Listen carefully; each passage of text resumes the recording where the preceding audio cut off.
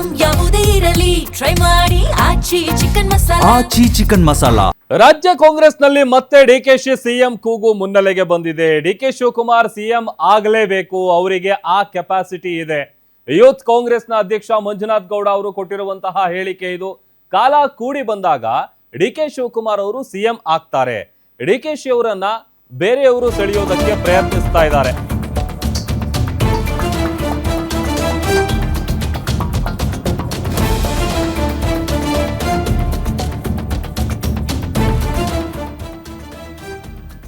ರಾಜ್ಯ ಕಾಂಗ್ರೆಸ್ನಲ್ಲಿ ಮತ್ತೆ ಡಿಕೆ ಶಿವಕುಮಾರ್ ಅವರು ಸಿಎಂ ಆಗಬೇಕು ಅನ್ನುವಂತ ಕೂಗು ಮುನ್ನೆಲೆಗೆ ಬಂದಿದೆ. ಡಿಕೆ ಶಿವಕುಮಾರ್ ಸಿಎಂ ಆಗಲೇಬೇಕು, ಅವರಿಗೆ ಆ ಸಾಮರ್ಥ್ಯ ಇದೆ.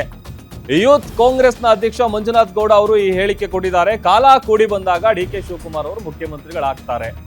ಡಿಕೆ ಶಿವಕುಮಾರ್ ಅವರನ್ನ ಬೇರೆಯವರು ಸೆಳೆಯೋದಕ್ಕೆ ಪ್ರಯತ್ನಿಸ್ತಾ ಇದ್ದಾರೆ. ಆದ್ರೆ ಬೇರೆ ಪಕ್ಷಗಳ ತಂತ್ರಗಳು ನಡೆಯೋದಿಲ್ಲ, ಬೇರೆಯವರು ಕನಸು ಕಾಣ್ತಾ ಇದ್ದಾರೆ ಅಂತ ಮಂಜುನಾಥ್ ಗೌಡ ಹೇಳಿಕೆಯನ್ನ ಕೊಟ್ಟಿದ್ದಾರೆ.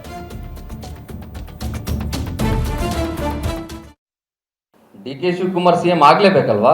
ಯಾಕೆ ಆಗಬಾರ್ದು? ಹಾಗೆ ಆಗ್ತಾರೆ, ಅದರಲ್ಲೇನು ಡೌಟೇ ಇಲ್ಲ. ಸಮಯ ಬರುತ್ತೆ, ಸಮಯಕ್ಕೆ ಕಾಯ್ತಾ ಇದ್ದಾರೆ ಅಷ್ಟೇ. ಮುಹೂರ್ತ, ನಾವು ದೇವರನ್ನ ನಂಬಿರೋಂಥರು, ದೇವ್ರು ಸರಿಯಾದ ಸಮಯದಲ್ಲಿ ಸಮಯವನ್ನು ಇಡ್ತಾರೆ ಅನ್ನೋ ನಂಬಿಕೆ ಇದೆ.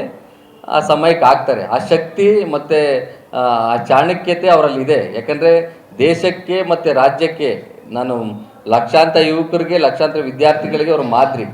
ಡಿ ಕೆ ಶಿವಕುಮಾರ್ಗೂ ಅಥವಾ ಬೇರೆ ಪಕ್ಷದ ಲೀಡರ್ಗಳ ವ್ಯತ್ಯಾಸ ಏನು ಅಂತಂದರೆ, ಯಾರ ಹತ್ರ ಏನು ಇರಲ್ವಲ್ಲ ಅವನನ್ನು ಕರ್ಕೊಂಬಂದು ಲೀಡರ್ ಮಾಡ್ತಾರೆ ಡಿ ಕೆ ಶಿವಕುಮಾರ್.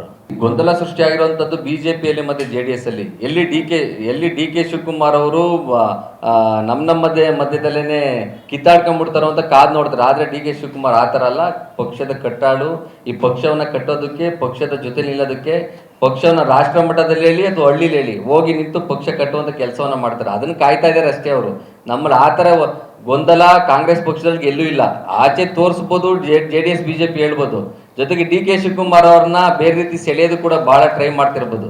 ಆದರೆ ಆ ರೀತಿಯ ಕೆಲಸ ಕಾರ್ಯಗಳಾಗಲ್ಲ. ನಮ್ಮಲ್ಲಿ ಗೊಂದಲ ಇಲ್ಲ.